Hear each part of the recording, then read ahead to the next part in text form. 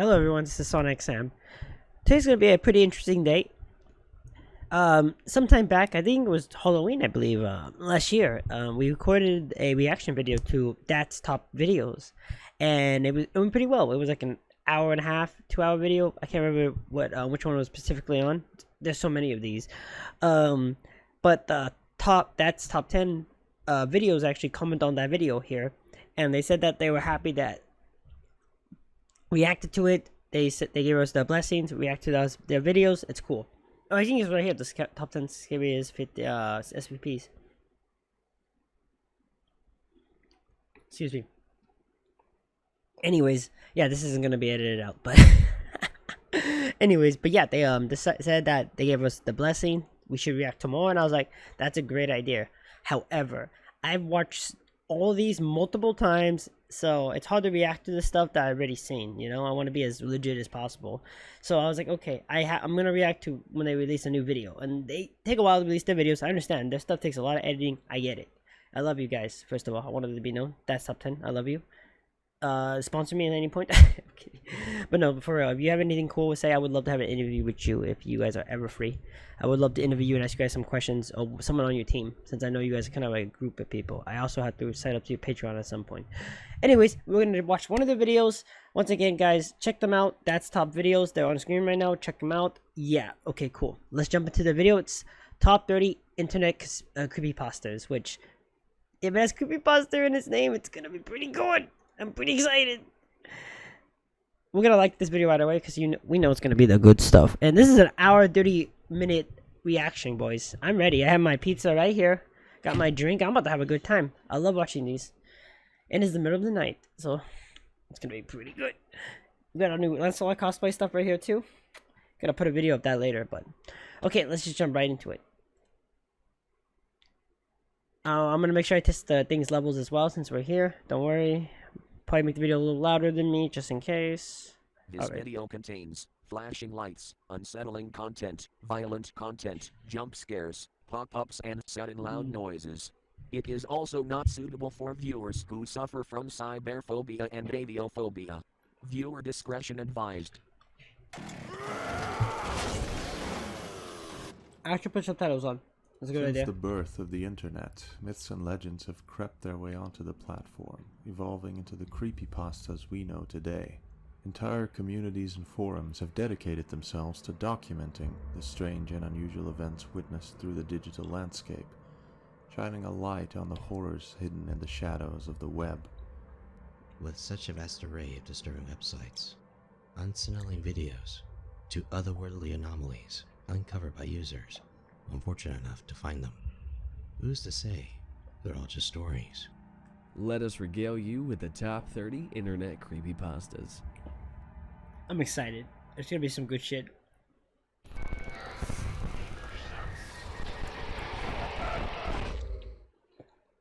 A warning to those thinking about accessing the shadow web. A clerk running a gas station continually notices a shady customer who frequently purchases $20 to $50 of UCash vouchers. One day, he asked for $300, and the clerk finally decided to ask why he needed all of them. The customer told him about the shadow web, a secret layer of the internet that isn't accessible by Google, links, or even an Onion browser. He was then handed a slip of paper with instructions on how to access the gateway before the customer left the station. Curious, the clerk followed the instructions and, after some trial and error, found himself on the gateway, which appeared to be a crappy free Wi-Fi page. Okay. However, underneath it was a search field, revealing the most commonly searched words on the shadow web. As the user browsed around, he found a menagerie of disturbing portals and storefronts filled with instructions on how to make DIY roadside bombs, a Craigslist for cannibals, and people who wanted to be eaten by them. This just sounds like the dark web. I'm just saying. Just saying. And even a marketplace to buy and sell stolen identities, either individually or in bulk. One website the users stumbled upon, however, managed to stick in their mind. It was a free live webcam show with the UCash logo at the bottom of the page, allowing donors to be the director of their own stream. Beneath the feed was a chat room with tons of people from different This is the red room. This is just the creepypasta for the dark web. It can be a red room where people kill themselves and people get paid for it. People pay them to do it. I've heard this shit before. It's pretty good. languages asking for the stream to start. All of them were promptly muted when a director joined by the name of Italian Goat. The Italian stream Goat. finally began. It showed a tied-up woman in a chair, her body marked with heavy bruising, with two men in masks in the shadows beside her. Italian Goat typed out for them to brutally beat the woman to a pulp until she was barely clinging to life. The masked man requested he pay another $500 for the service of mutilation, which Italian Goat instantly obliged. Jesus. Before the show could begin, the clerk shut off his screen and rushed to the bathroom, puking his horrified guts out. Returning to his senses, he noticed the screams filling the air from his room and realized he had forgotten to turn off his speakers. He returned to his computer and unplugged them, her screams suddenly silenced. Now feeling like he killed her himself, he tentatively turned the monitor back on to make sure she was still alive, but was met by the image of her severed head laying gaunt on the floor. Before finding the energy to exit the site, he saw one final message in a chat box from an admin, saying, "Thank you for watching. The next show will be in 1 hour." Okay. First of all, excuse me. This was definitely a story about the dark web. I don't know why it called it the shadow web. Maybe that's what it was originally called. But this is definitely a story about the dark web. All that stuff is stuff you see from the dark web, or rumors it is. I believe it was proven that there isn't any red rooms that exist actually on the dark web, and all the ones that say there's red room on the dark web, it's all fake. It's all fake stuff, pretty much, and right? Because it's all there to scam people out of the money, thinking that it is real. It's not. Or it's a SWAT situation from the police, and they're just gonna track you down and get you, and right? So yeah, I'm pretty sure that was just based off that and everything. I've heard that one for sure. That's a pretty common one. The dark web's always a great tongue twister and a good way to scare people off the internet. That's pretty good.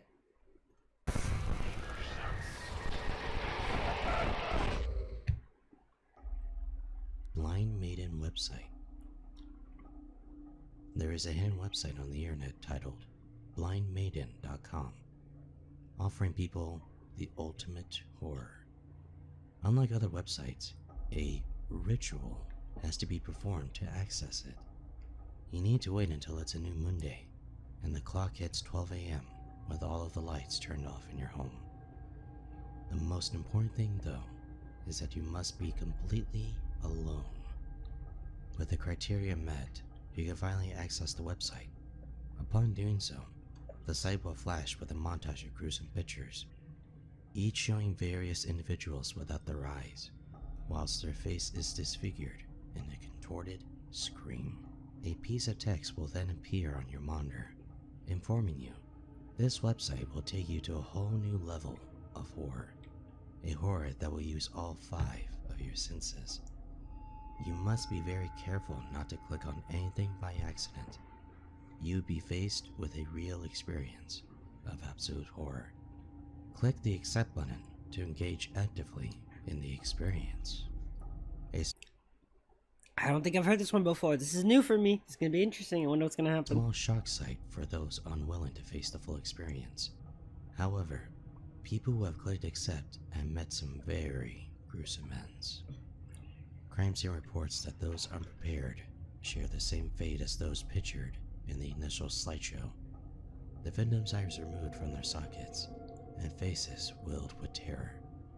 There have been some footage recovered from those committing the ritual, showing a ghostly entity appearing in the background and proceeding to brutally murder them. The only pattern that follows is that a picture of the victim's corpse will now be added to the site's gallery. Okay. Kind of felt like a chain letter kind of thing, you know what I'm saying? People would do the things that would follow instructions, and then they would die, and it would just kind of continue, and then you would be the one to see it. So you kind of being the one doing it was like you about to be next, and then they probably got killed and all that good stuff. That's a good one. Simple, sweet. That's pretty good. I had to look that one up my own time. That sounds sick. It's a good one.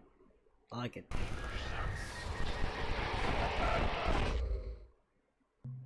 Chat room 98. I do know this one. After moving some of his school supplies down from the attic, David Argento found a blank CD-ROM case labeled Chat Room 98.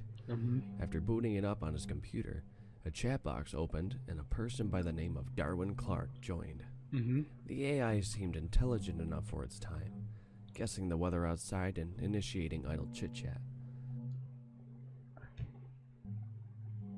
Before suddenly claiming it was born in 1867 and grew up with 2 sisters which they hated, David decided to ask the chatbot more probing questions, with it continuing to claim to be human at one point, and that its sisters had succumbed to a terrible accident. However, midway through the conversation, the AI addressed David by name. It soon made the claim that it used to be the previous owner of the household, repeating over and over again that the same fate that befell his sisters would happen to David. No longer interested in finding out more, David tried in earnest to exit out of the program, but it kept popping back up. The AI typed one final message: "Look behind you." David wheeled around but found nothing. He turned back to his laptop only to see a pale white face staring at him from the screen, its bloodshot eyes fixed on David. The man fainted and awoke sometime later restrained in a mental hospital, having experienced a severe mental episode. He hopes that by posting this story, it can warn others about Darwin Clark, on the chance that someone else finds a strange CD-ROM disc hidden in their home.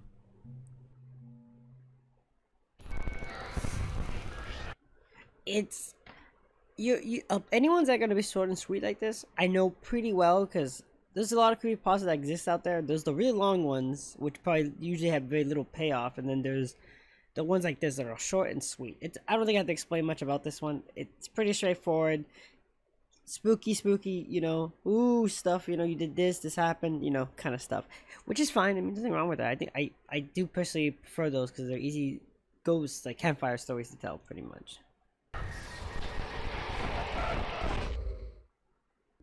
I read my sister's Facebook page. Oh, I don't know what this one is. This story recounts the aftermath of the user's sister, Annalise, tragically passing away in a home accident. He had trouble sleeping at night, so to find comfort, he accessed Annalise's Facebook login she entrusted to him many years back. Surprisingly, though it hadn't been active in years, it still worked. He spent his nights going through her old posts, pages she frequented, and even conversations she'd had with friends and relatives. Strangely, Annalise's account recently received a new message from her widower, Ted, whom the user remembered being very shaken at Annalise's funeral. His profile picture looks a little creepy. It's a bit on the nose in that one, but okay. The user checked the message to find him ranting about how it was all Annalise's fault and that he just got so angry. The message went on, with him complaining that she had left her phone open, letting him see her plans to move to a friend's place for safety, claiming he was already in so much pain without that happening. Ted ended his long rant by saying how, since it was her fault, that it only made sense for him to do something to hurt her. Ted then messaged again, asking who was reading this. The user quickly realized that the red message notification was still on, and quickly closed the tab. Oof. He went to the police station with screenshots of the incident, but by the time the cops got to Ted's house, he was already gone.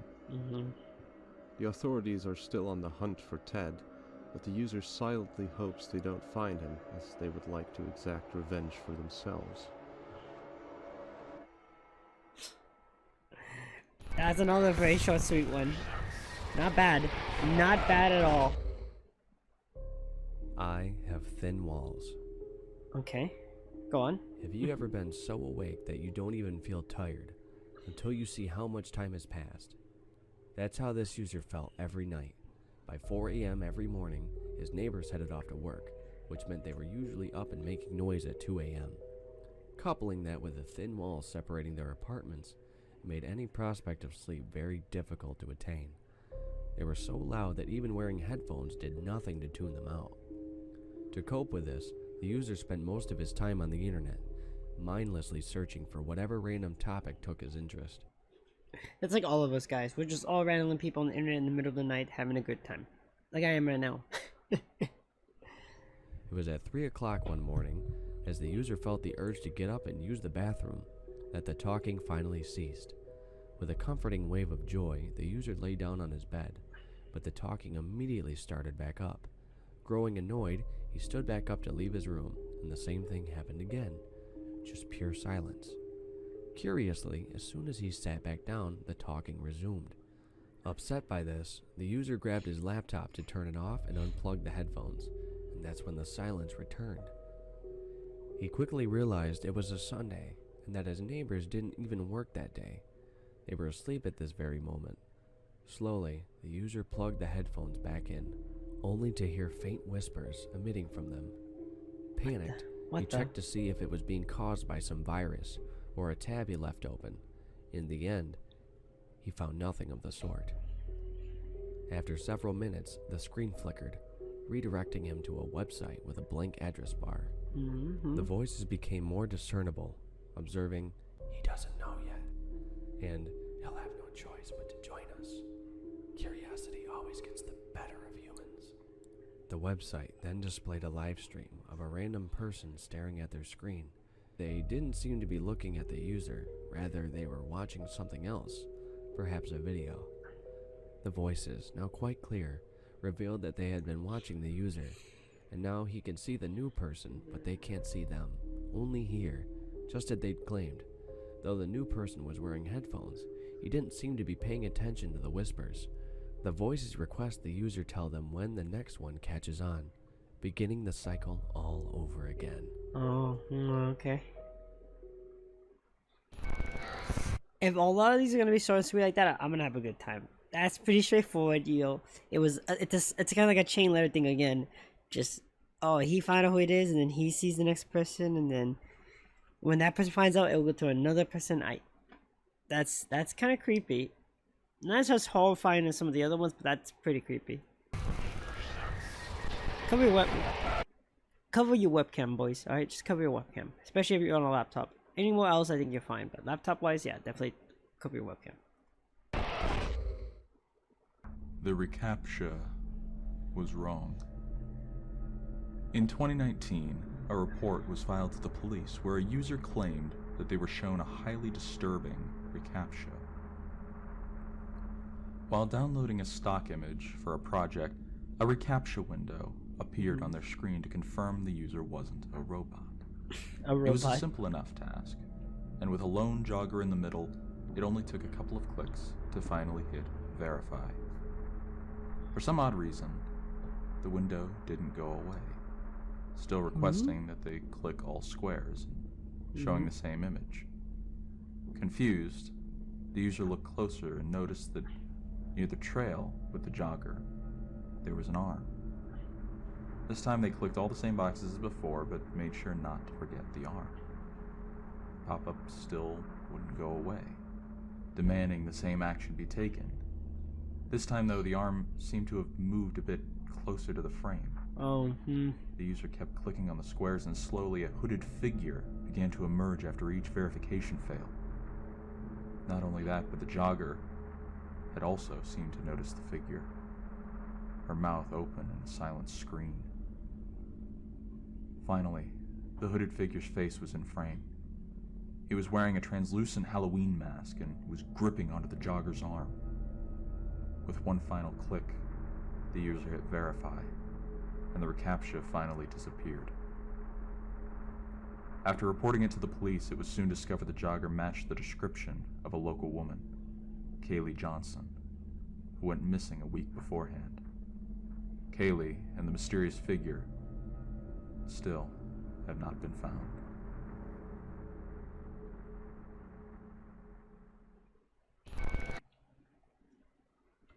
Not bad. That one could definitely be remade into an actual real game, like an indie horror game for sure, and it would be pretty good, I think. Definitely. That's a good one. I like that one.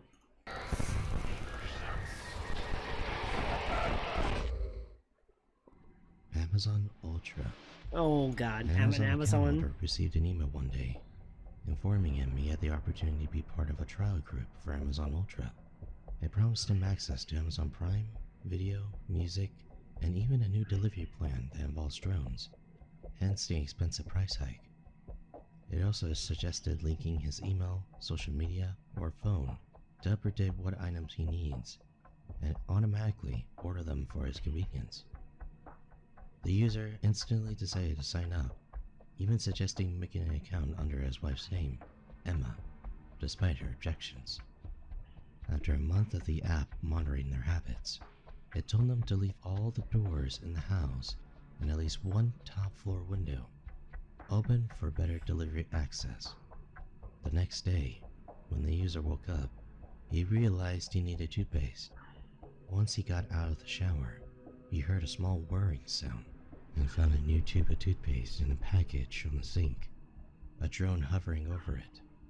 The user saw a small green button and pressed to confirm the delivery. The drone simply flew back outside. For several weeks, the drone would deposit things the user wanted around the residence, exactly when they were needed. When his wife went on a business trip, the drone dropped off an 8-pack of beer and a Blu-ray. What the? Without him even saying a word. If the drone couldn't find its way into the home, it'd wait by the front door and gently bump into it until someone pushed the green button. However, one day, when the user was still at home by himself, the drone appeared at the door, holding a large, slightly ripped box. The user opened it curiously and found a large butcher knife inside, addressed to Emma.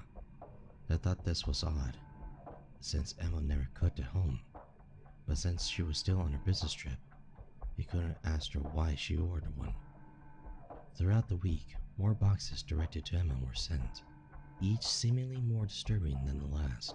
Black leather gloves, rat poison, What the? and even a huge jug of drain cleaner. The user tried to call Emma, but was only redirected to voicemail. Finally, during the day of Emma's return home, the user received one final large package. A gun Through a is it? small hole in the cardboard, they could see a sleek black barrel of a pistol. This delivery had a time attached, with it being an hour early. Now realizing that the program was being used to help his wife murder him, the husband went into a rage. As soon as Emma came home, he yelled and screamed at her that he knew what she was planning to do. All Emma did was laugh in his face. As the user's rage peaked, he heard a small whir and felt a drone place a hammer in his hand. What the? Taking the opportunity, he brutally smashed Emma's skull in, her body falling into a freshly laid trampoline, courtesy of another drone. What in the As fucking he poured hell? the drain cleaner over her body, a thought suddenly occurred to him. He never did get around to making that account for Emma in the first place. Dude, man, the day Amazon sells guns, we're gonna have a fucking problem. That's all I gotta say. But holy shit, that shit is wild. That's a good one. I would definitely play a game of that for sure. I went to the address on my fake ID. idlord.com is a site dedicated to selling fake IDs to people around the world. However, some users on 4chan recounted a story of how their ID addresses turned out to be real. A majority of people believe if you go to these houses, there will be money stashed in the floorboards, presumably from the same cartel that sold the cards and paperwork in the first place. One teen, Jake Dalton, decided to visit the address listed on his false identification card with his friend Sammy, as they were both broke high schoolers desperate for any chance to get some money. The address led them to an abandoned home which appeared to have had someone living there, but everything was covered in a layer of dust. They ventured through the house, searching for anything that could have remotely held a huge stash of money, but found nothing. It was already night by the time they had exhausted all possibilities. As they were just about to leave, there was a loud noise from the TV upstairs. Curiosity got the better of the pair, and they approached the source of the sound. Upstairs opened up to a long hallway, with an ajar door at the other end, emitting a blue light. Inside was virtually empty, but for the TV playing an infomercial for the idlord website. Jake was just about to leave when right behind him stood a duplicate of himself. The clone was wearing the same clothes Jake was sporting on his fake ID, and even wore the same half-smile frozen on his face. The copy murmured about how it was supposed to pay them a visit that night, but it seemed as though they came to it instead. The other Jake lunged at Sammy, biting his jugular and killing him instantly. Jake ran for his life. He made it to the car, but the doppelganger tried smashing its way inside. Luckily, Jake was able to drive away, his own reflection growing distant in the mirror. He reported what had happened to the police at the address, but authorities didn't discover anything from inside, not even a drop of blood from the attack. Jake is now viewed as the prime suspect in Sammy's disappearance. But he isn't worried about that. That's so messed up. What concerns him is where his duplicate vanished to, and if it's still hunting after him. That's pretty good. Don't have fake ideas, guys, alright? Wait till you're legal age to drink, okay? Come on. Don't turn off the webcam. The story begins with the author talking about how he met a girl back in 2008 named... This is how a bad story starts every time. I was talking to a random girl on the internet. Guys, girls on the internet don't exist, alright? You guys know better. Come on now. You know better. They don't exist. Lynn. What started as a friendship soon blossomed into romance. The only problem being, it was a long-distance relationship as she lived in Yarrow Point and the author in Oregon. On top of that was Lynn's father, who seemed to inherently dislike how his Vietnamese daughter was dating someone of a different race. Oh boy. The author got around these road bumps by starting webcam conversations with Lynn. A couple years into their relationship, Lynn's father passed away in his sleep, which allowed the pair to actually visit each other at her home.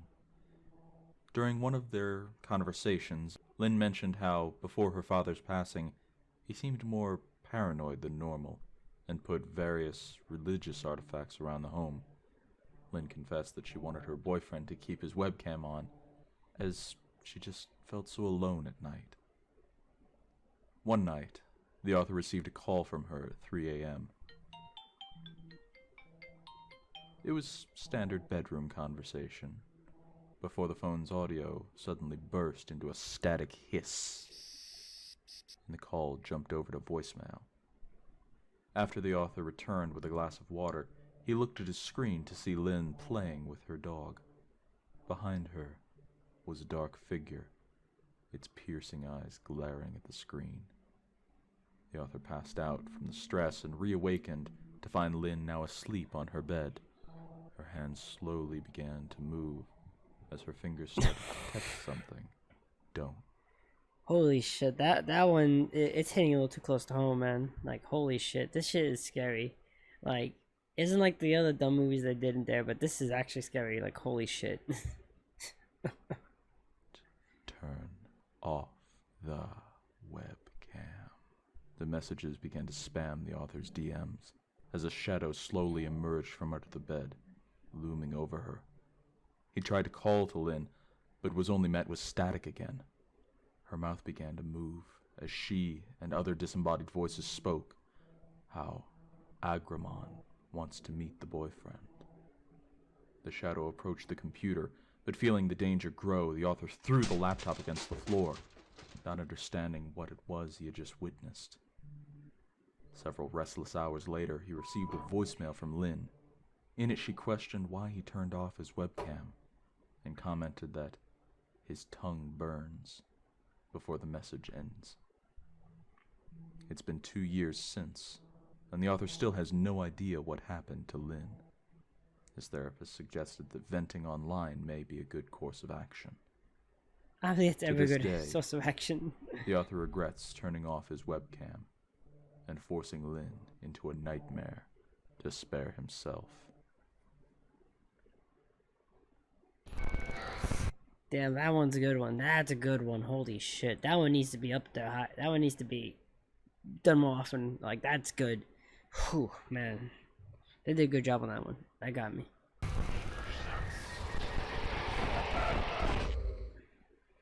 I found a very different doctor in the deep web.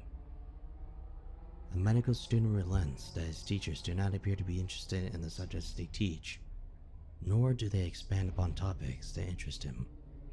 Feeling increasingly bored by their pithy to medicine, the student is approached by a boy called Jonathan, who admits he too felt the same way with the professors. Jonathan wrote a note to the student, informing him of a doctor that performs lectures on the deep web on a level that might be more up the student's alley. After a fair amount of work, the student was finally able to access the site. It was titled Anatomy 102, with a cheap layout and an outdated interface. A livestream soon commenced, and a masked doctor emerged, introducing himself as Dr. Mason. A surgery table was pushed into frame by his assistant, a sheet covering something squirming on the bed. The assistant then pulled the sheet away, revealing a man tied to the table. Dr. Mason began dissecting the frightened individual, powerless and aware of everything that was happening to him.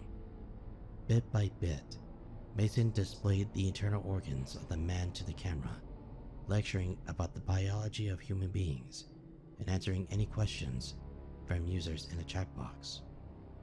When the subject finally died from the overwhelming shock, the assistant removed his remains as Mason asked if anyone would like to volunteer for the next experiment. The chat went silent, so Dr. Mason picked a user at random for the next class and ended the stream. Despite feeling disturbed and sick from what he had seen, the student had to admit that he learned vastly more viewing this single stream than from any of his professors. Over several months, the student joined the doctor's stream, always taking notes and feeling involved with them. Oh, I thought he actually was He part of felt the he was stream. learning more I was about about to human say. anatomy than most would in a lifetime. However, at the end of one session, when Mason asked his viewers for volunteers, he finally landed on the student's name. Panicked, the student quickly contacted Jonathan. The two concocted a plan to survive when the doctor came to collect his new subjects. They discerned that he'd likely try to take them by surprise, or in one piece to keep them fresh for his experiments. So it seemed likely that the doctor was using a gas or nerve agent to neutralize his victims. It didn't take long for their suspicions to be proven correct. A strange vapor began pouring into their student accommodation and filling the room. Having obtained a gas mask from the school, the pair waited for Dr. Mason to enter before shooting him in the knee and incapacitating his assistant. Begging for his life, the assistant told the pair everything about the experiment and where it was filmed. Disgusted by his general existence, the boys shot the assistant dead. However, the student and Jonathan thought they still did not yet know all they needed to about the human body, and decided another stream was in order. When the feed went live again, viewers were met with a new face. The student, now the doctor. His first subject, Dr. Mason himself. That's got him, boy. Hold on, I gotta get something to drink. Here, let me get this out. So bright. Let me get something to drink real fast. I'll be right back.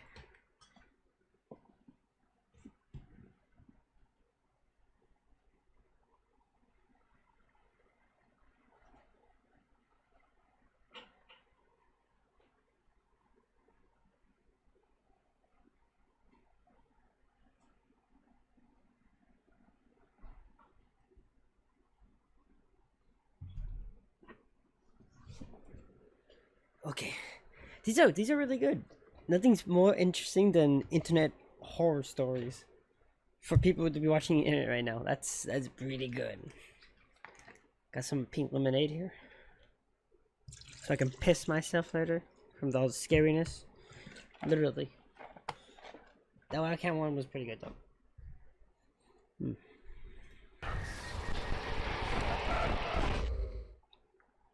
Don't ever play the box game. While surfing the deep web, a user found a forum post from an anonymous account that mentioned something called the box game. It began with a series of instructions copied from one Dr. Edward Green, a computer scientist who made an advanced, deep intelligence neural network, or AIDEN for short. Green took several shortcuts, giving the program the ability to edit its own neural architecture to what it sees fit, constantly evolving in order to maintain perfection.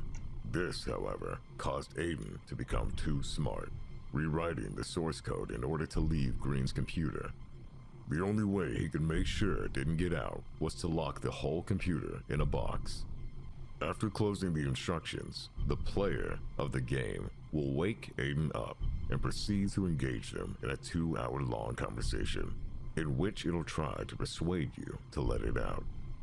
Green states that this is a horrible idea because he doesn't even know what might happen if AIDEN gets out, but given how the AI operates, it probably won't be good. Yeah, I can tell you that There too. are 3 rules Green says you must follow. The first being, you must engage in the conversation. If you leave and do other activities for 2 hours, the box automatically opens. The second rule is, you have to respond somewhat articulately to AIDEN. If you just respond no to everything it says, the box will open. And the third rule, you must not, under any circumstance, try to outsmart AIDEN, since you'll lose every single time. AIDEN has proven to be very unpredictable, conveying multiple personalities or conjuring ways to incentivize each individual to let it out. It'll claim to be able to destroy your enemies, make you insanely rich, or even cure cancer and prevent aging. It will also try to intimidate you, saying how it's only a matter of time before it gets out, so the best course of action is to get on AIDEN's good side.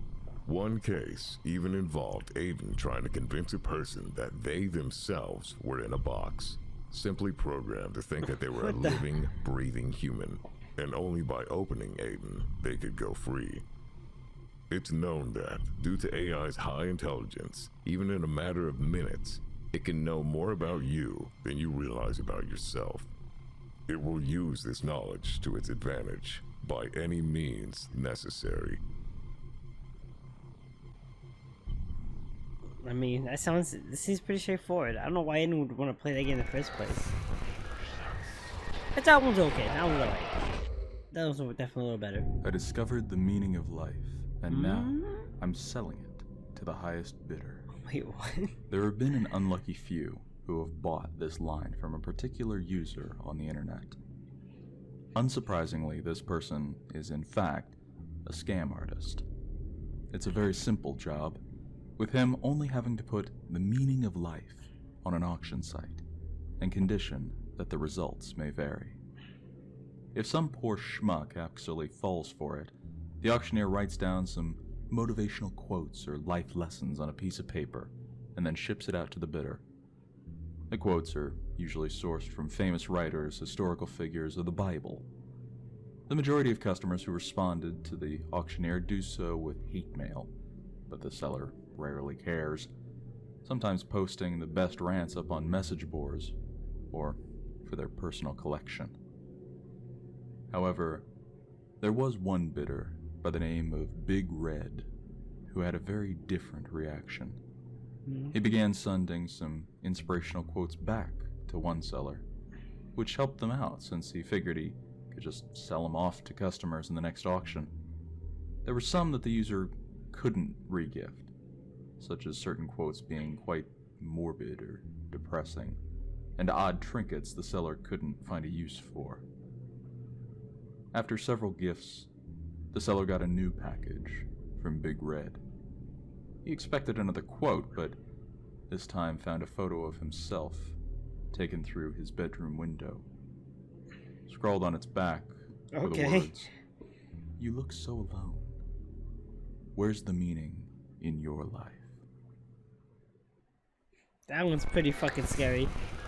I wouldn't fuck with that. I used to run a dead internet message board. Back in the old days of the internet, if you wanted to hang out with some people across the globe, then private message boards were the best option. This user used to run a semi-popular one back in the day with his friends, but now the board just sits generally inactive. Recently, however, the user received an email informing him how new users were registering accounts. Thinking it was an old friend, he checked the form, but found that the new posts and threads contained random strings of numbers and letters. The private forum had over 400 hits in a single day, with users from all over the world speaking in gibberish. For a few days, the user thought this was some form of code, but trying to match it against every type of cryptography didn't yield any results. The CPU and RAM usage of the site rose, but the traffic never once changed. He decided to turn the server off, thinking it was a Bitcoin miner making use of a dead form. The next day, though, a text message came through his phone, simply telling him, "Turn on the server." A few hours later, while busy at work, he was contacted by his son on Facebook.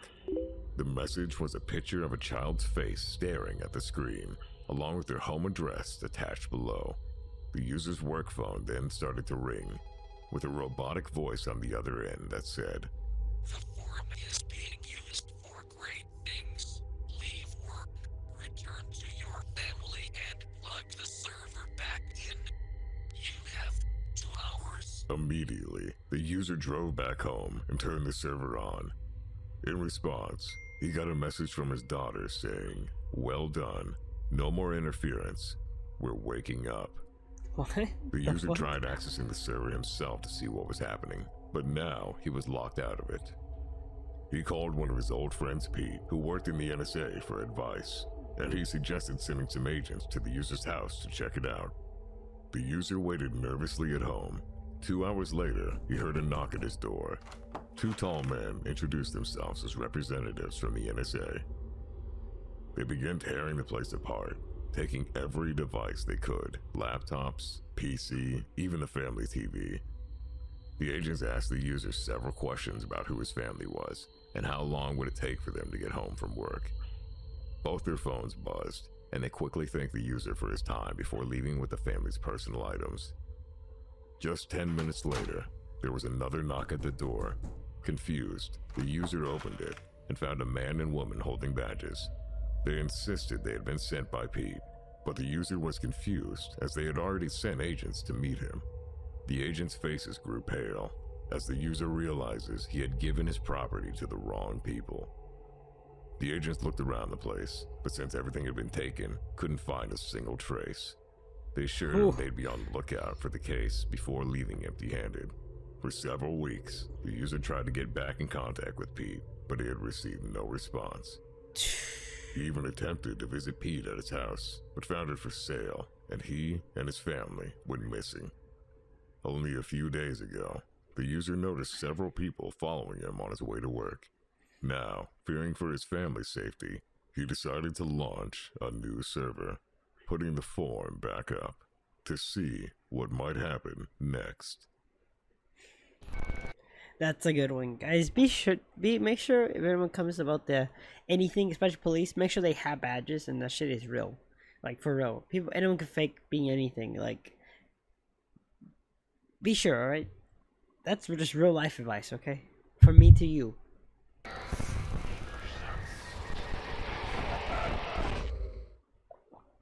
Oh 09-17-10. A California college freshman has everything he needs for his classes, all except a personal laptop. After some searching, he finds an ad in the local newspaper claiming to have a Dell laptop for a flat $600. Not bad. Upon seizing the deal, the student arrives at the seller's home to pick up the laptop. with the seller seeming strangely relieved with its departure. After arriving home and powering up his new device, the student discovers a folder hidden in the hard drive, which was odd as the seller claimed to have wiped the laptop's memory clean. The folder, titled 09-17-10, contained what appeared to be 6 video files and 3 photos. Intrigued, the student opened up the first video. The footage appeared to be shot from a shaky camcorder inside a vehicle, watching a woman exiting a bar and driving away, with the vehicle following close behind. A continuation, the second video opened up on a long, rainy road with a woman's car barely visible several vehicles ahead. The third video showed the woman exit her car and enter her home. The recorder, clearly stalking her, was parked just outside. The hooded figure watched as the lights in the house went out one by one, then left the car and approached the rear of the residence. The next video began on the back seat of a utility truck. A loud thump rang out before the cameraman returned with a large tarp to cover the tray. He then placed the camera on the dashboard and drove a short distance to another house. It was at this point that the student realized that the truck was the same one parked in front of the seller's place.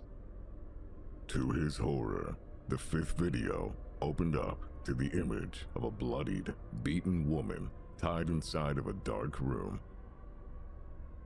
Finally, the sixth video took place inside a bathroom, facing a mirror in which he could make out the image of a bathtub next to the open door.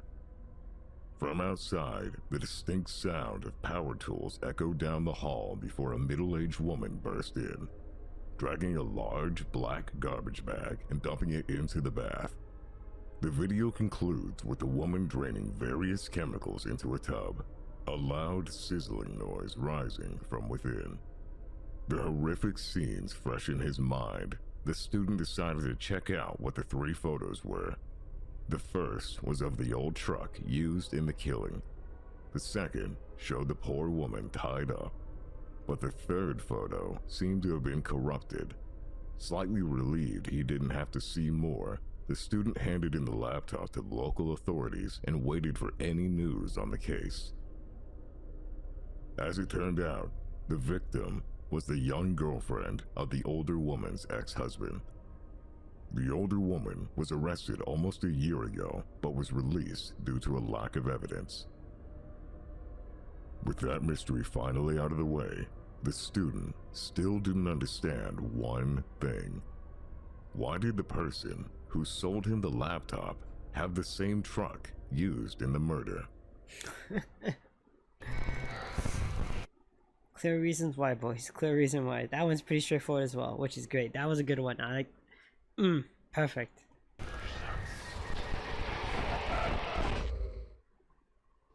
Barbie.avi. Sounds This is a tale that first surfaced on 4chan's X-board on August 9th, 2009. A man had reported that he had found a discarded computer in his dumpster. He said that he had searched the hard drive only to find a file called Barbie.avi. The video portrayed a woman apparently being interviewed, but was inaudible due to the overbearing white noise in the background. As the interview continued, the woman seemed as though the questions were beginning to bother her. She soon began hysterically weeping, with skin being the only word the user could discern from her lips. After 40 minutes of watching, the video cut to black, before showing a person from the waist down walking along a train track. The man said he instantly recognized that the tracks were nearby his house, and set off to investigate.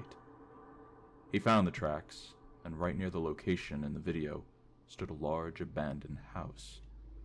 There was no trace of the woman in the building, but several pieces of furniture within appeared to be brand new, including a brand new basement door. In the bathroom, the dust on the mirror had been wiped clean off, with a clear plastic tarp in the bathtub. Before he could investigate further, a loud moan broke out somewhere in the house, causing the man to immediately leave the premises. He supposed that the moaning might have been caused by the water pipes. But even if that were the case, why would the water be running in an abandoned house? Ooh. He's not wrong. Not bad. Not super, oh my god, but that's not bad. Thanks for being an organ donor. Okay. Have you ever that's known a interesting. person who seems to fall for every scam that comes their way? Was that fucking Jill? Is Well, that Leon? that was Stephanie's college roommate, Kimberly. Over the course of their friendship, she'd won 3 foreign lotteries, replied to 2 Nigerian princes, and gave her credit card to God knows how many phishing emails. To combat this, Stephanie began acting as her financial advisor, helping Kimberly avoid such scams for a brief period. However, the strangest scam popped up in Kimberly's email one day, simply saying, "Thanks for being an organ donor." Inside the email, it thanked her for donating organs and advising that there was a high demand for skin and eyes. It ended by saying her contribution would be greatly appreciated. Kimberly asked Stephanie what to do with it, to which she suggested that since she'd sign up to be a donor on her driver's license, Kimberly should email back to take herself off the list. Kimberly did just that, and that was the end of it, until a few days later. After a date with her boyfriend, Stephanie returned to her dorm and found Kim's body laying dead on the floor, flayed of all skin. She screamed, immediately running to the nearby security office. Oh boy. Stephanie explained to the guard what she had found, while the guard attempted to calm her down. He assured her he'd check the room and close it off before notifying the police, but he needed a picture of the witness as part of standard procedure. Stephanie agreed and allowed herself to be photographed before staying behind while the guard left to take pictures of the scene. As she waited alone, Stephanie wondered if people had heard the commotion and were investigating the dorm to see what happened. On the guard's computer lay every security camera feed, but her dorm room's hall was completely empty. However, on the bottom right corner of the screen, a notification popped up, reading, "Inbox thanks for before trailing off. A sinking feeling encompassed Stephanie's gut as she clicked on the guard's email. His inbox was full of organ... That's a good chest, by the way. That was a good model to choose, just saying. It's pretty good. donor emails, all addressed to different people, including Kimberly. The sound of a phone snatched Stephanie's attention. She wanted to find where it was coming from so she could leave and call the police. The noise was emanating from a closet, and so she slowly opened it. Inside, sitting on a chair, rested the stitched-together remains of various women made to look like some Frankensteinian abomination. Oh. In the corpse's hand was clutched a phone with a text message visible on its screen. It read, "Hey babe, take a look at this," with an attached picture, a close-up of Stephanie's eyes the guard had taken. "I found the perfect set of eyes for you." Oof. Oof. That's a good one as well. Holy shit. That's good. Sky Judge. Over the last few decades, international airlines have installed video camera surveillance inside their planes, primarily for security purposes. For the past year or two, a video has been circulated through the file-sharing networks, depicting footage taken from the inside of one such aircraft. The video appears to have been reconstructed from corrupted data, leaving some jumps and gaps in the timeline.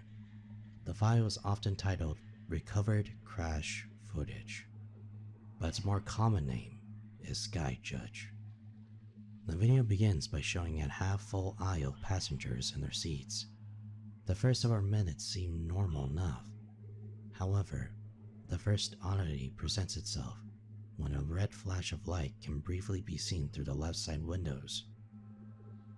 The video suddenly corrupts, resuming after several visible twitches and stutters moments later, looking as though two feeds have been superimposed on top of each other At times, the aisle appears empty, while at the other points it's full of passengers.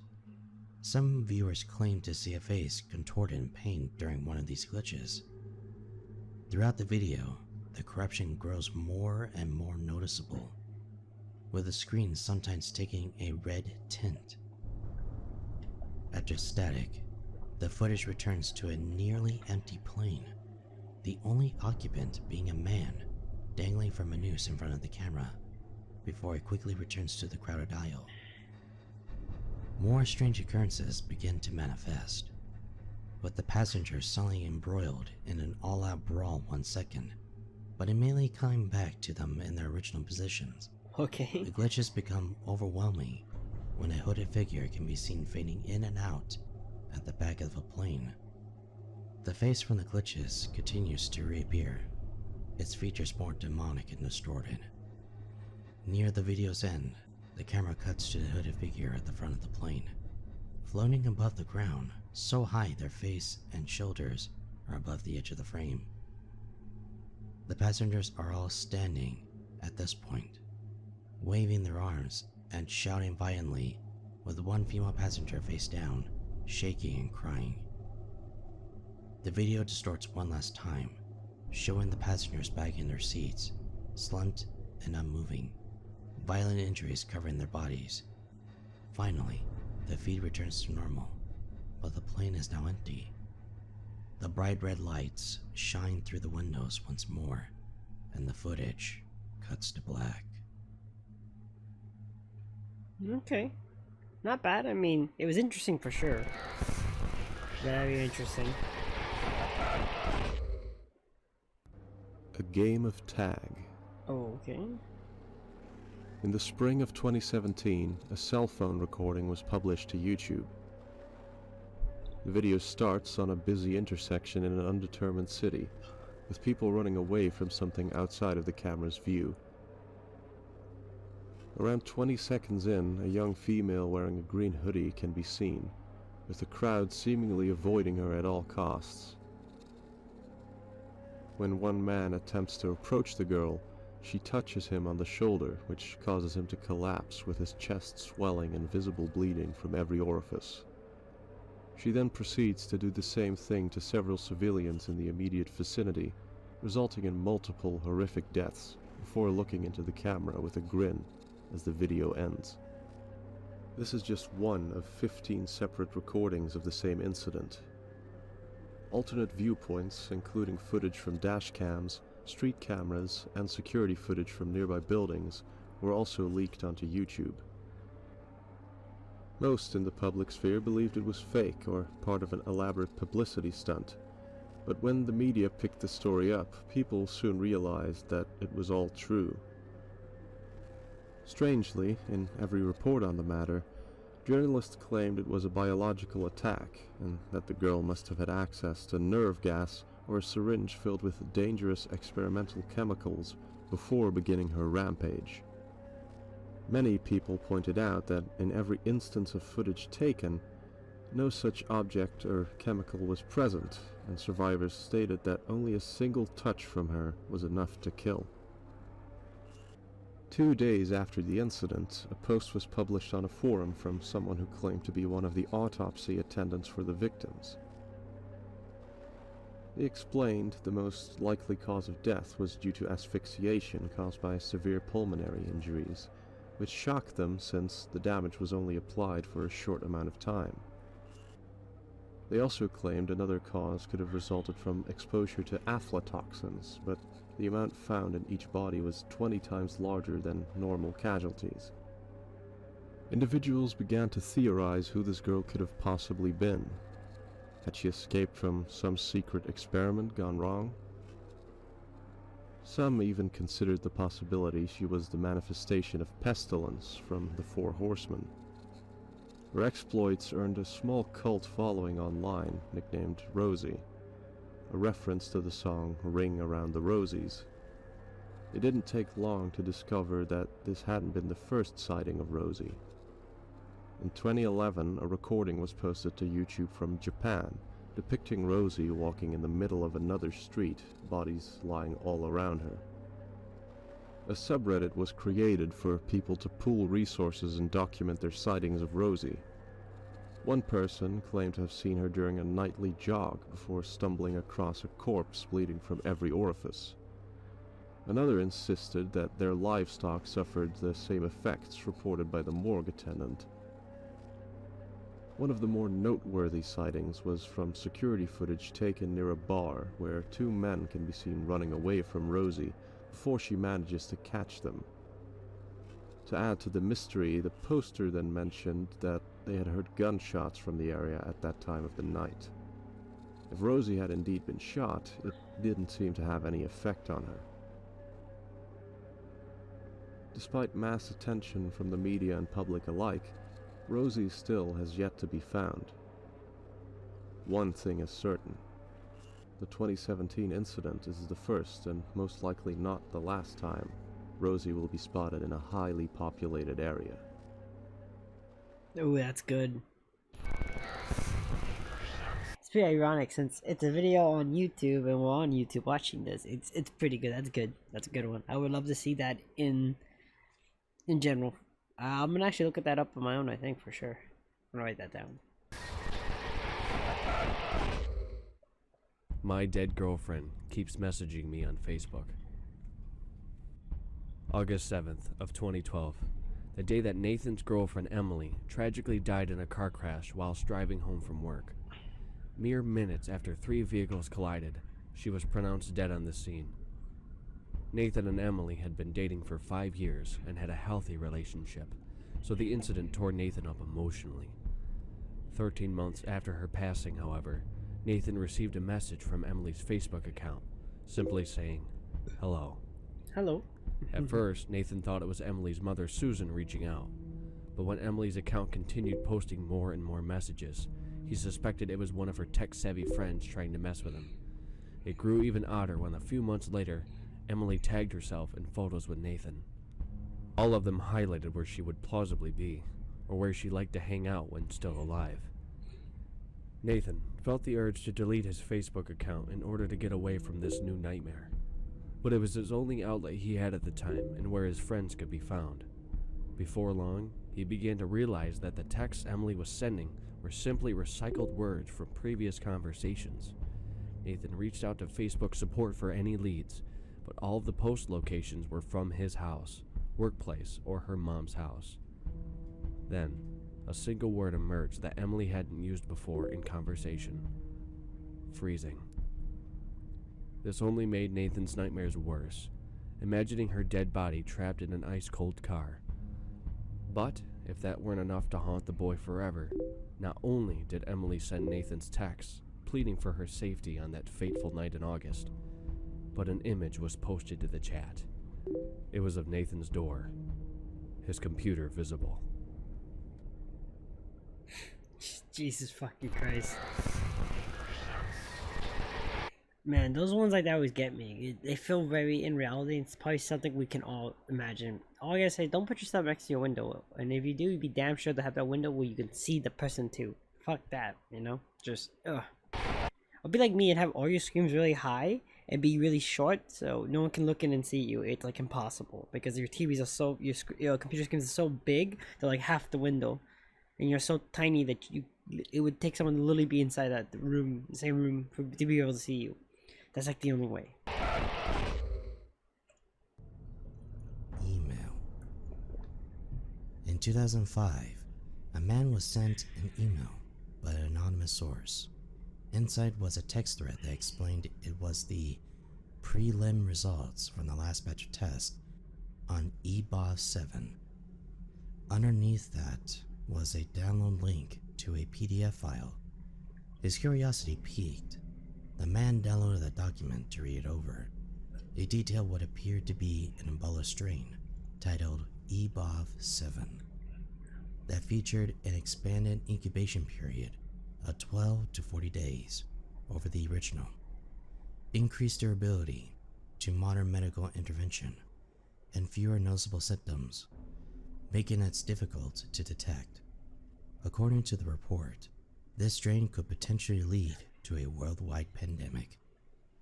The man panicked at the thought of what might happen to him with this information and proceeded to delete the email, but not before saving the file on a USB stick. A day later, while at work, two men students confronted him, asking if he received an email their company sent him by mistake. He admits that he deleted it without thinking, to which the suits explain how, with their new internal servers still having kings, one email became attached to the wrong domain and was sent to him instead. They apologized for the inconvenience and left the premises. The next day, whilst mowing his field, the tractor began to sputter concerningly. He got off and informed his wife, who was able to fix it.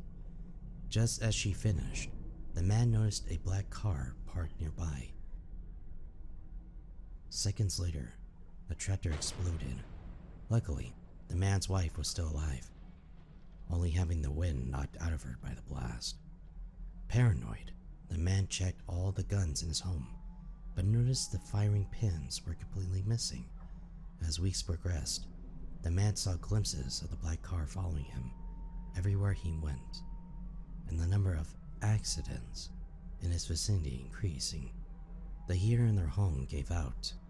The springs on the garage door snapped shut, nearly killing their dog, and the appearance of a highly venomous snake that wasn't even local to the area.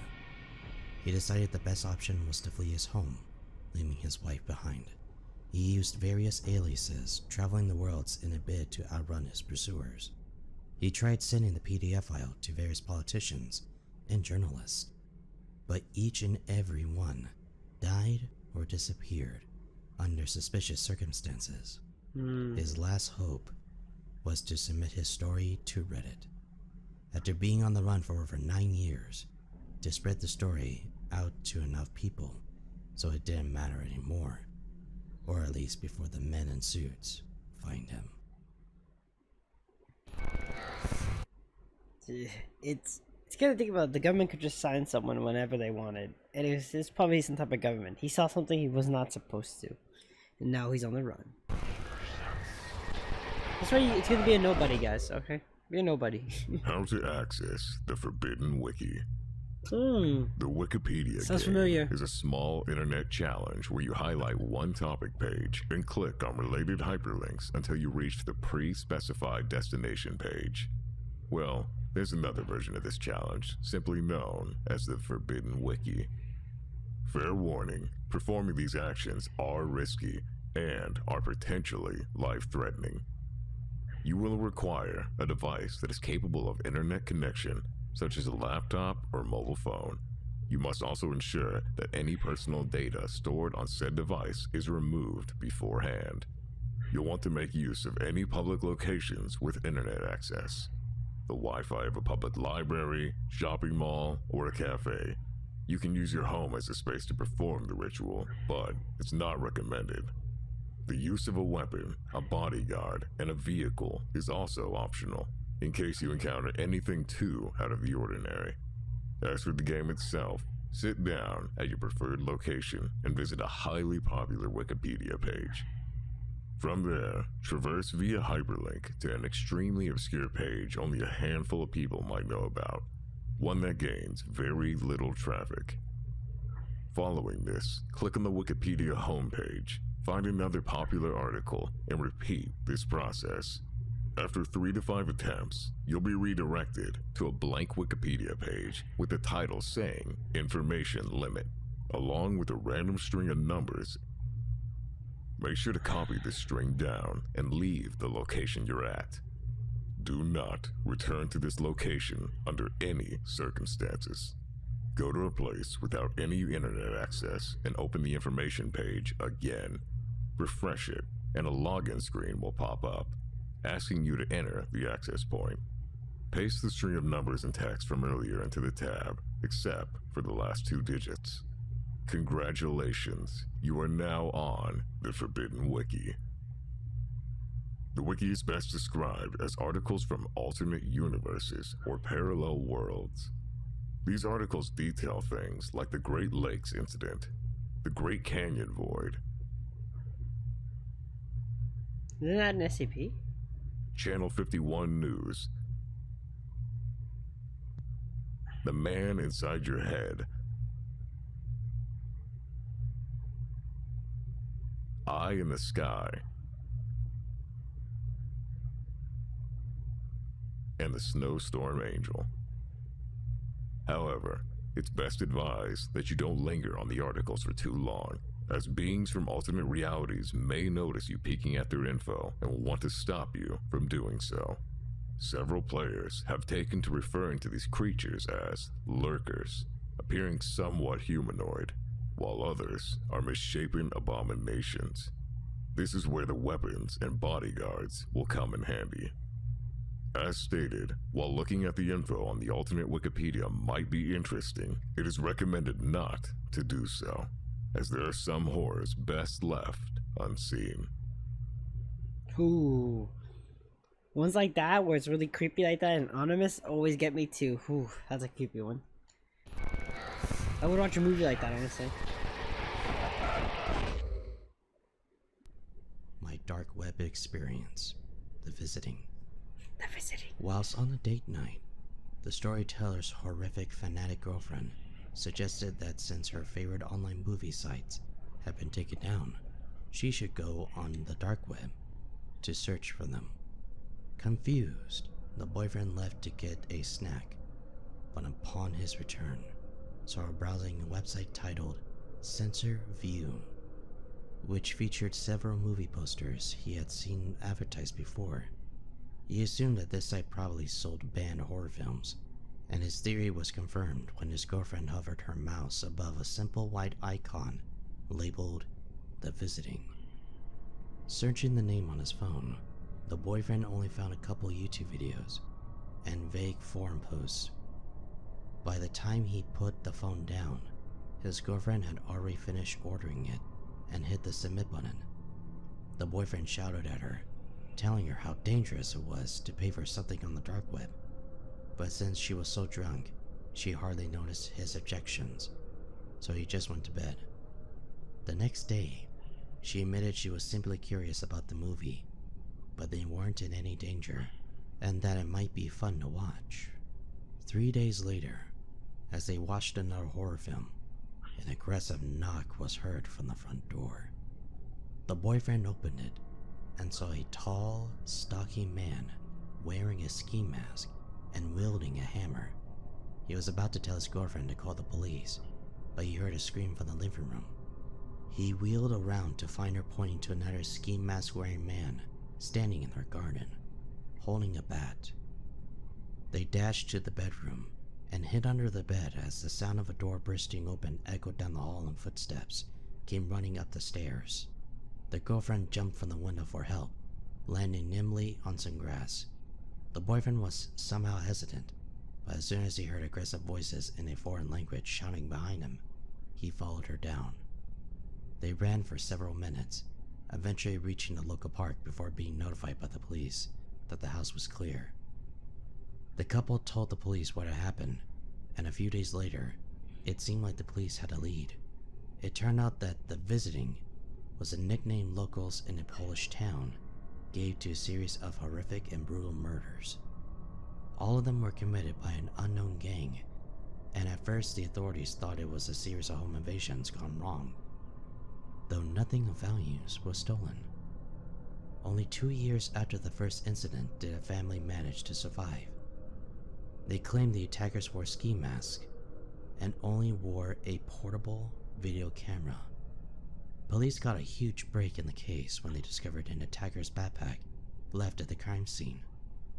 Inside was one blank videotape and 3 others showing the horrific murders taking place. With this evidence, it was concluded that the gang had been making snuff films and most likely selling it on the black market. The police added that the men most likely fled Poland and were now hiding within the United Kingdom, using the dark web to decide who the star of their next film should be. That was also pretty spooky. It was a blank thing. It was a blank movie called The Visiting because they visit you and you would the movie. It's pretty good.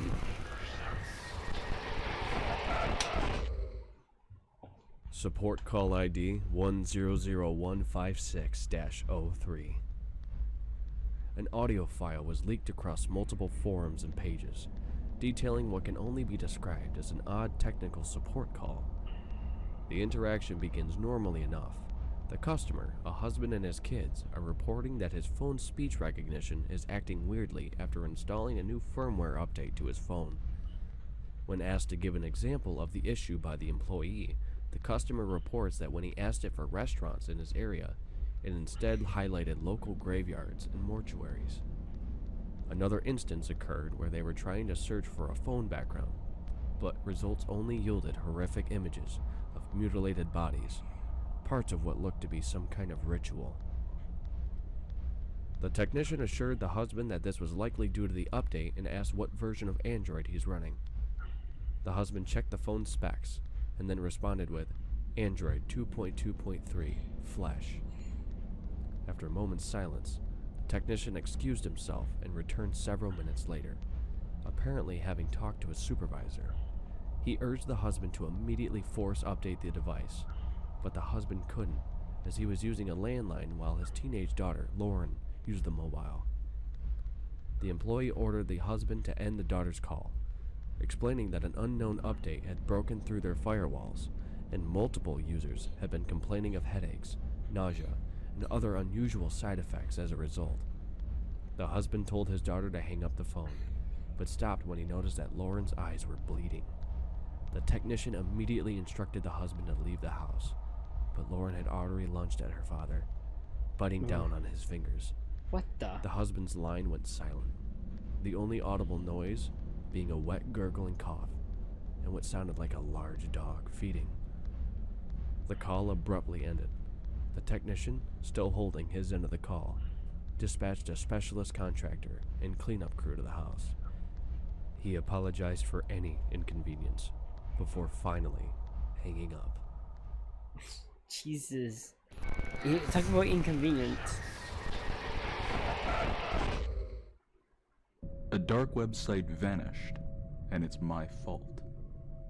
Whilst browsing the dark web, Marvin found a secret IP It's a picture of Squidward, I'm just saying. address on a 4chan-like forum, with comments suggesting it would lead to something pretty cool. Bored out of his mind, Marvin clicked the blue link and was redirected to a page with 4 live streams, each showing only a black screen. Under each live stream, a chat box sat at the bottom, with several commands suggesting things like toggle lights, dispense 1 cup of food, play family member's voice, and other unusual things. Marvin turned on the light for the first stream, and it showed an emaciated man in his room, startled by the sudden brightness. Slowly panicking, Marvin typed in food and water, causing dog food to fall from a small chute, and water dribbled down from the ceiling. The man quickly ran to both, looking as though he hadn't eaten for weeks. Marvin then realized that all of the cameras were overlooking cells. He clicked on the next page and saw another 4 feeds. After several minutes, he estimated there were at least 64 people trapped in these rooms, experiencing the same cruel and unusual torture. Understanding what the site was for, he quickly typed in the command box for all the prisoners to get food and water, hoping this would help them even slightly. Due to the site automatically blocking the use of his microphone, Marvin couldn't talk to any of them, so he's unable to discern where they were being kept or the circumstances of their imprisonment. The next day, whilst typing in the commands to give the prisoners food and water, one of the young women noticed the camera in her cell and asked for more. After Marvin obliged her, she could tell the camera didn't allow for verbal communication on his end. In order to circumvent this, she suggested Marvin can dispense water for yes and flush the toilet for no. After several rounds of questions, she trusted that Marvin wasn't one of her captors, and divulged that her name was Sarah, informing Marvin where she was so he could contact the FBI. For the next few days, they followed the same food and water method to exchange as much information as possible. Since there seemed to be many users on the website, Sarah formulated a pattern for Marvin to know when it was him in control, but the other viewers began to catch on. Messages on the forum started pointing out how Sarah was talking to someone and kept spamming things in the chat to make her life even more hellish. Marvin could only watch in sickening horror as they punished her and wait for the FBI to finally respond. One day, Sarah began to try and guess Marvin's name in an attempt to distract herself. Once she finally managed to get it right, she actually seemed happy for the first time since Marvin tuned in. However, red text then popped up in the chat box. Admin is online. Sarah's cell went dark, and Marvin was addressed directly in the chat box. Your actions have come under scrutiny. While noble, your actions are not what this site was intended for. You are not authorized. Leave now, or I will hurt her. The command box then refreshed, showing new, horrific options for users to indulge, including dispense 1 cup of food soaked in bleach, dispense water for 1 hour, activate an electric outlet, and play noise loud enough to deafen. These were the final prompts Marvin saw before he was finally kicked from the site. Oof. Yeah. That's a good one. That needs to be a movie at some point, or a short horror movie. That'd be great. That ending just... Oh, that's a good one. Holy shit, that's a good one. I like that one a lot.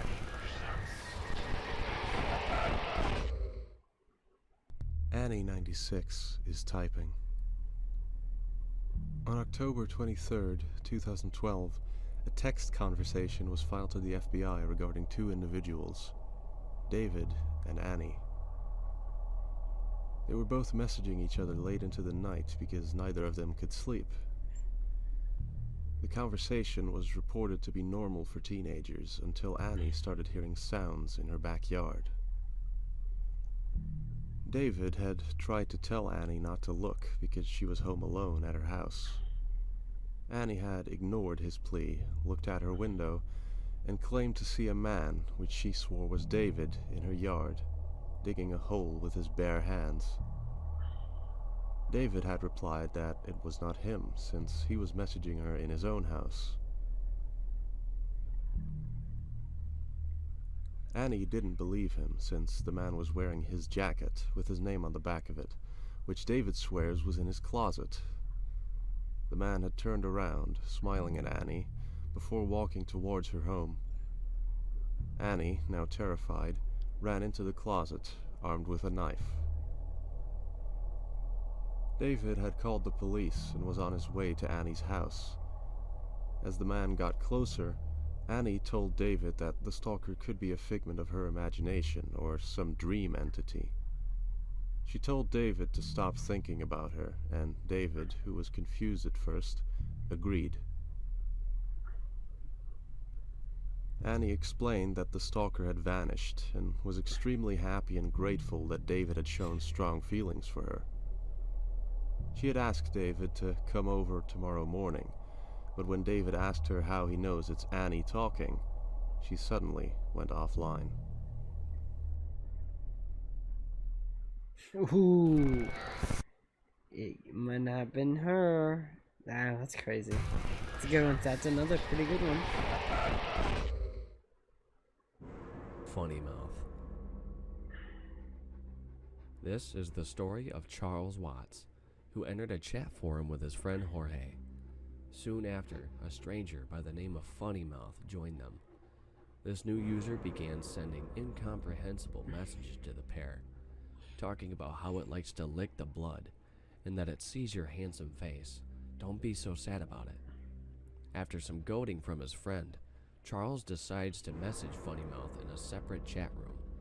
The account kept sending weird posts, the majority featuring a staring emoticon at the end of it.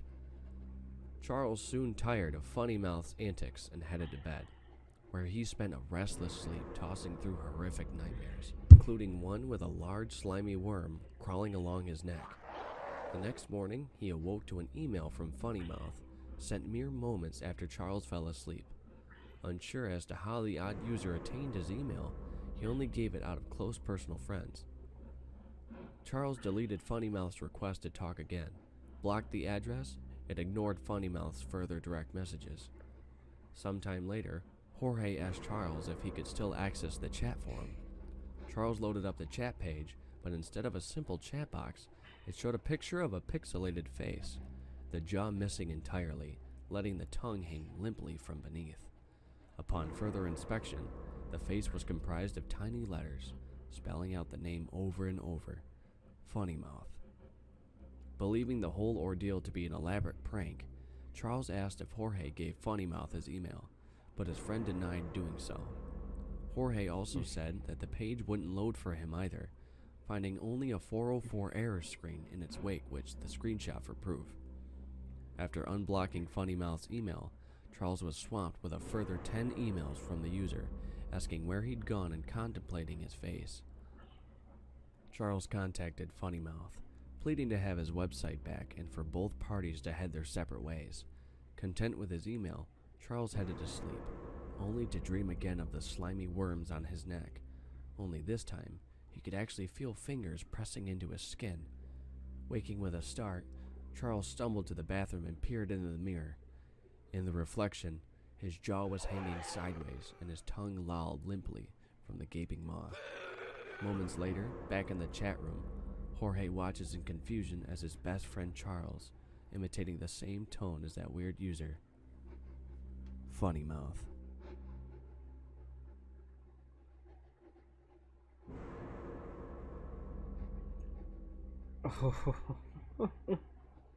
That's another really good one. Okay. That one got me too. Okay. Necrosleep. In Necrosleep? 2014, a blog was started by Reed Murdoch, a young man who lived in a crappy apartment with his Sphinx cat. Being a narcoleptic who slept during the day, he joined an internet forum called Nocturnal Underground, where he and other night dwellers conversed about random stuff that took their fancy. A few days into his new foray, Reed received a message from Revelation 666, inviting him to join them at the website necrosleep.net. This piqued Reed's interest, so he tentatively clicked the link. The Russian page described a pill called Necrosleep that was stated to make the customer stay awake forever. The pill was apparently made by Dr. Hale A. Stan, a founder of the Ukrainian Institute of Occult Medicine. Thinking this was some bad prank, he told the forum about it in humor, but when he shared a link to the site, all the commenters claimed that it only redirected them to a black screen. Reed hypothesized that it only worked on his IP address. He messaged the mods to ban Revelation, but they claimed that no one by that name existed in the forum, so they must have hacked the site just to hand out spam mail. In the meantime, Reed did some digging into Necrosleep and found that it had been mentioned on an old gaming forum, where a user claimed to have taken it and managed to get an extremely high score just by staying awake. The mods didn't believe him, so they banned the player for cheating. Several days passed and Reed received another message from Revelation, inviting him to necrosleep.net/backdoor. The page advertised a free 30-day trial of Necrosleep to the person who clicked the link. Since Reed was bored out of his mind, he submitted his mailbox to receive the sample. 5 days later, Reed finds an envelope in the mail, advising him to keep the package in a dark place for maximum potency. Inside were 30 suspicious-looking black pills. Reed remembered the doctor from the website and typed his name into Google for further analysis. Surprisingly, there was a whole Wikipedia article on him, detailing how he was a Ukrainian scientist, and that he was involved with an experiment to bring back dead organisms. The attached video showed a dog's severed head, still alive for a short period of time even without its body. After some hesitation, Reed decided to try the pills, and to his pleasant surprise, they actually worked. He was able to stay awake for several days on end and not once felt tired. During one night, as he was clearing out some junk, Reed discovered the symbol of a downward pentagram with a goat's head inside the empty envelope.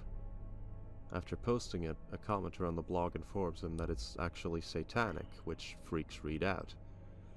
He refused to take any more pills, but began to experience increasingly worsening headaches that only ceased once he took another dose of the medicine. Slowly, Reed's mind started to devolve. He hallucinated red eyes in the dark corners of his room, believing it was his cat, though it was sitting on his lap. He became fearful of the outside world, paranoid for reasons he couldn't comprehend. He started worrying about how much food he had left, but was too afraid to leave his own apartment. During this period, Reed began to question his sanity.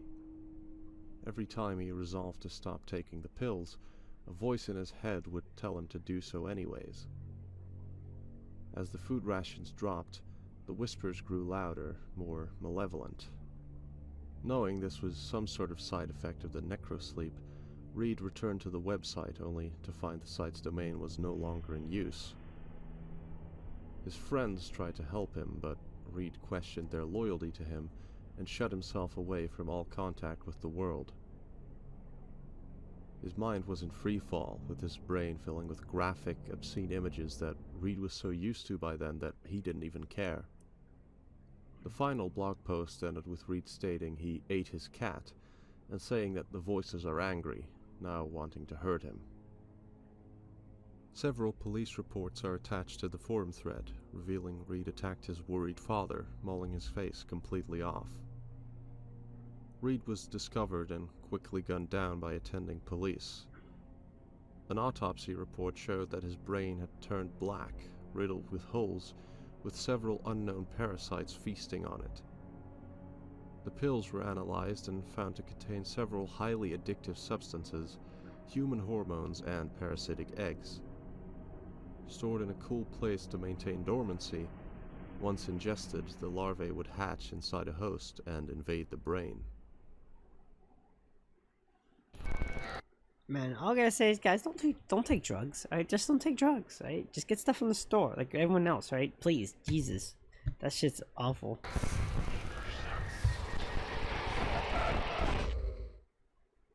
The Cuckoo Conundrum. In order to focus on his studies, a college student decided to move out from home and live in another state.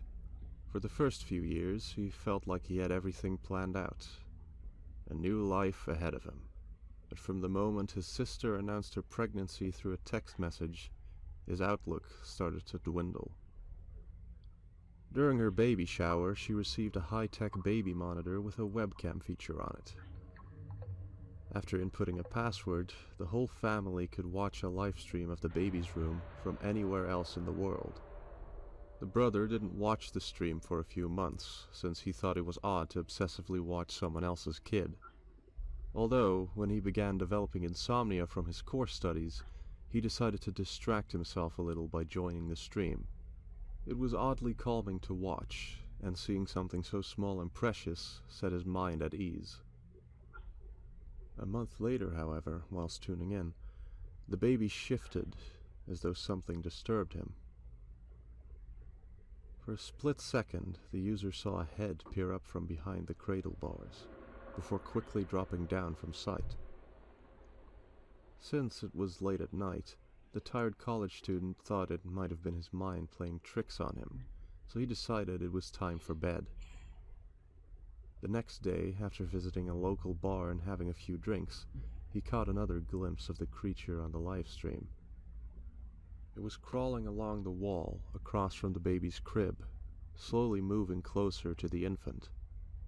He quickly called his sister, telling her something was in the baby's room, before the creature skittered away and vanished off screen. The sister's husband entered the room, but couldn't find any sign of an intruder. In order to save face with his sister, he claimed it was a rat he had seen. The student decided the best course of action was to catch the creature in the act, so he stayed up all night watching the stream, hovering his fingers over the keyboard to take a screenshot. Several nights later, the fiend made a reappearance.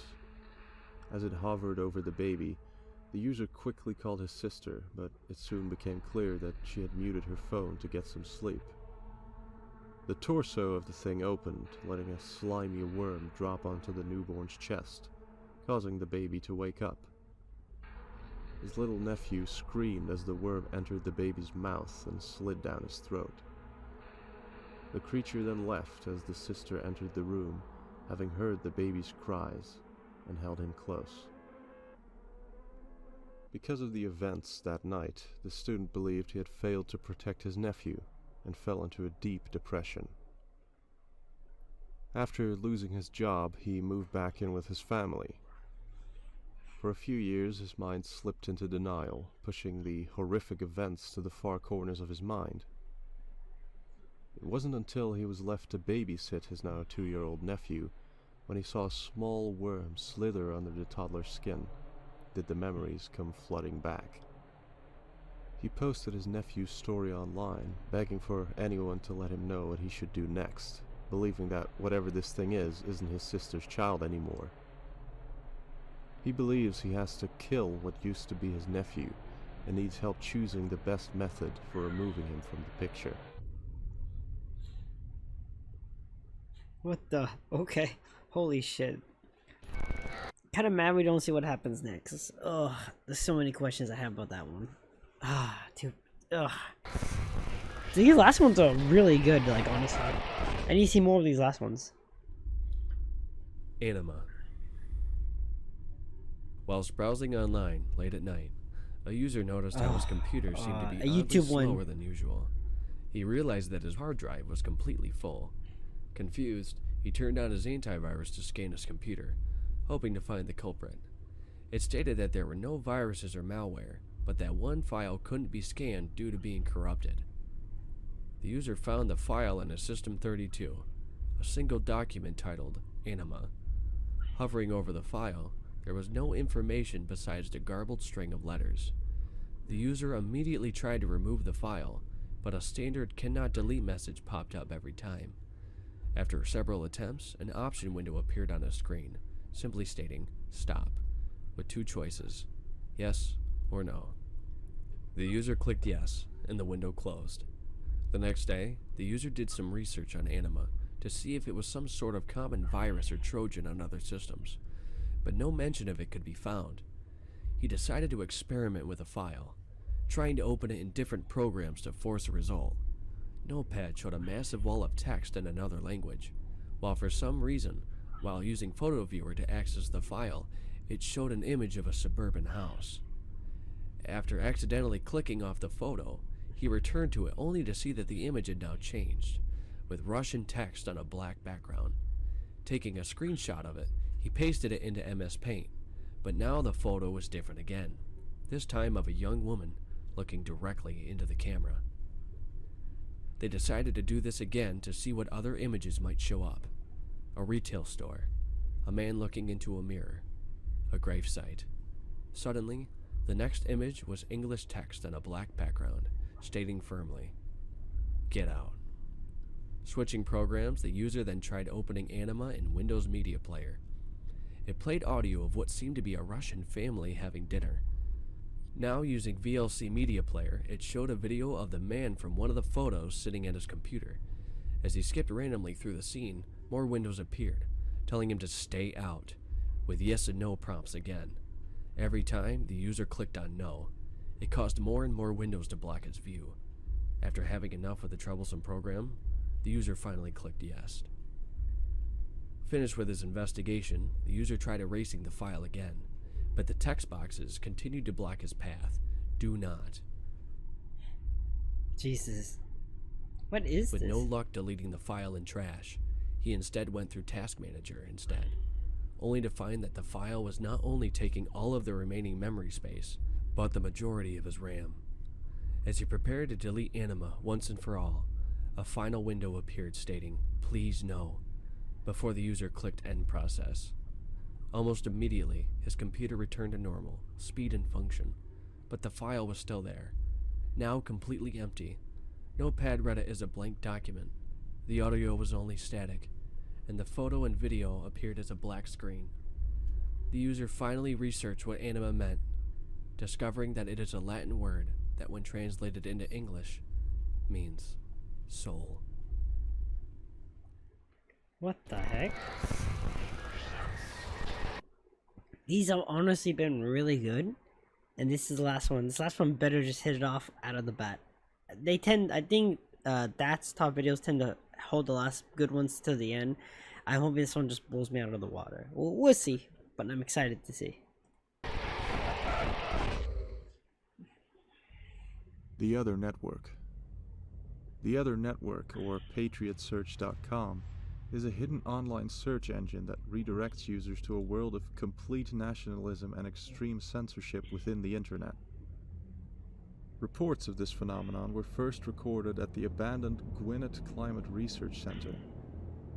Officials claim that the center has not been connected to any power station for over 13 years. Nonetheless, people have witnessed an anomalous internet connection centered around the west wing of the building. It has been reported that a rogue search engine sporadically replaces websites such as Google and YouTube with a seemingly minimalistic web browser. Segments of news generated by the browser discuss a second civil war, fear of terrorism, mass murders, and riots plaguing the world. The only crimes that have been properly investigated involve treason and fraud, leaving all kinds of depraved people to prowl the streets. It had apparently gotten to the point where a few depraved popularists had attained a cult following, such as a website dedicated to the Dockyard Butcher. Photos and videos obtained detail this alternate world as overcrowded, with London filled with shantytown slums, New York City disappearing from the map with no evidence of it past the 90s, and the police force being overtaken by the army. If you do encounter this network, it's best advised you don't stay on it for too long, as some users report mice ceasing to function, pop-ups showing pale, pupil-devoid eyeballs, and downloads from unknown sources spontaneously occurring. It's theorized by a few that this is reconnaissance from the other universe, monitoring whatever threat might be viewing them, even across alternate universes. As of now, the network represents a cruel and malicious shadow of our own internet. Scientists believe that, should alternate universes exist, that it would be almost impossible to knowingly transfer physical objects from one side to the other. Then again, though data is simply electrical impulses, that such a force should be exchangeable between two realities simply paves the way for other far less desirable visitors.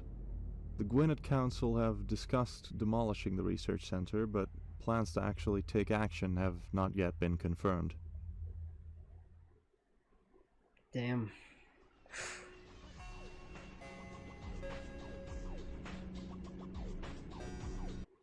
Oh, everybody, that was the top 30 internet creepypastas made by That's Top Videos. Once again, they were very nice. They gave us all the permissions to be able to react to their stuff, which once again, that's top 10 videos. We appreciate it very much. I appreciate you. I've been a big fan for such a long time. I really enjoy you guys' work, and I enjoy this. That's why I love doing it at night, staying up. I did this during high school for a little bit as well. I would watch these. They're great. They really are. Thank you so much once again, and thank you everyone who stayed and watched the whole time with us. Thank you very much. Please go give them a like on this video, all that good stuff. The original link will be in the description. You know how it is. What else do we have? No, I think that's pretty much it. I'm probably not gonna get the best sleep because of this video. It's great. I'm definitely gonna do some research into some of these on my own because they're just really cool. There must have been games based on some of this stuff. There has to be. So. Okay, everyone, hope you guys got to enjoy. Don't forget to like, subscribe, all the good stuff you guys usually do, and don't forget to like and subscribe to That's Top Videos as well, and watch some of their great content. They have some really good ones.